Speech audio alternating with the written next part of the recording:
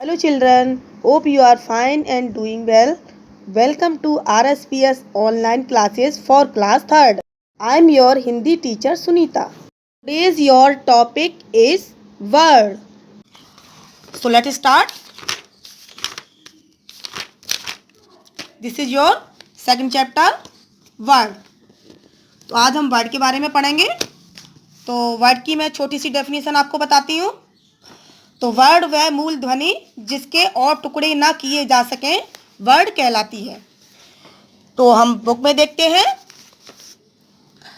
ध्वनियों को बोलने व लिखने के लिए कुछ संकेत निश्चित किए गए हैं। इन्हीं ध्वनियों को मिलाकर शब्द बनते हैं। इन्हीं ध्वनि संकेतों को हम वर्ड कहते हैं। वर्ड भाषा की सबसे छोटी ध्वनि है।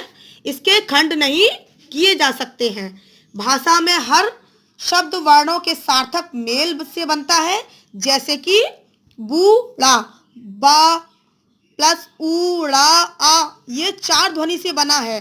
तो ये क्या हो गया हमारा, ये वर्ड है। इससे हमारा एक शब्द बना बूढ़ा, यानी कि ये शब्द है और ये हमारे वर्ड है और ये 4 ध्वनियों से बने हैं। इसी तरीके की ये हमारी ये है हमारा तो आगे हम आते हैं, भाषा की वह सबसे छोटी ध्वनि जिसके खंड न किए जा सके वह वर्ड कहलाती है। ये वर्ड की डेफिनेशन है। तो आगे हम आते हैं, तो ये वर्ड बच्चों हमारा हो गया वर्ड। तो आगे हम आते हैं वर्डमाला। तो वर्डमाला तो बच्चों आप जानते ही होंगे, अल्फाबेट।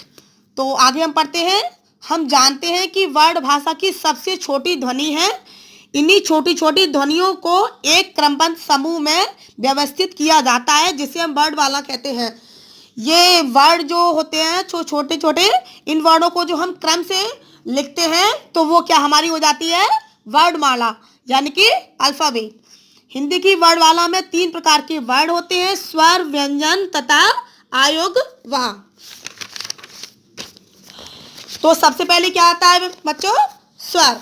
स्वर हमारे कौन कौन से होते हैं, आ, बड़ा, छोटी, बड़ी, छोटा ऊ, बड़ा ऊ, री से ऋषि, छोटी ए, बड़ी ए, छोटा ओ, बड़ा ओ। तो ये हमारे आ जाते हैं स्वर। ये वर्ड अन्य वर्ड की सहायता के बिना बोले जाते हैं, इसलिए इन्हें स्वर कहते हैं। इनको बोलते समय मुख के भीतर की हवा बिना रुकावट के बाहर निकलती है। स्वरों की संख्या ये 11 होती है। तो ये हमारे स्वर हैं। अब स्वरों के भेद आते हैं। तो स्वरों के भेद कितने हैं, 2 प्रकार के स्वर होते हैं, ह्रस्व स्वर एंड दीर्घ स्वर।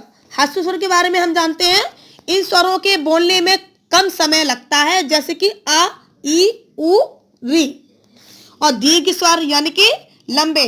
ह्रस्व जो होते हैं वो होते हैं शॉर्ट वॉवेल्स एंड दीर्घ स्वर होते हैं वो लॉन्ग वॉवेल्स कहलाते हैं। इन स्वरों के बोलने में अधिक समय लगता है, जैसे आ, ई, उ, ए, ओ, यानी कि मात्राओं वाले, ये होते हैं हमारे दीर्घ स्वर। तो ये हमारे स्वर हैं। तो आगे आता है हमारा व्यंजन। अब व्यंजन कौन से हैं, ये वर्ड स्वर की सहायता से बोले जाते हैं, इसलिए इन्हें व्यंजन कहते हैं। इनको बोलते समय मुख के भीतर की हवा रुकावट के साथ बाहर निकलती है। हिंदी वर्डमाला में अतिरिक्त व्यंजनों सहित व्यंजनों की कुल संख्या 35 है। ये निम्न है, जैसे कि का, खा, गा, घा, ड़ा, टा, ठा, डा, डा, ये हमारे व्यंजन है जो इसमें दिए गए हैं। मैं इसके बच्चों आपको फोटो भेज दूंगी, आप इसमें देख लीजिएगा। तो ये हमारे आते हैं व्यंजन के भेद। तो व्यंजन के भेद कितने हैं, काइंड्स ऑफ कंसोनेंट। हिंदी वर्डमाला में 3 प्रकार के व्यंजन होते हैं। तो बच्चों पहला कौन सा है, स्पर्श व्यंजन, दूसरा है अतस्त्र व्यंजन और तीसरा है ऊष्म व्यंजन। तो children, your topic is finished. Stay home and stay safe. Goodbye.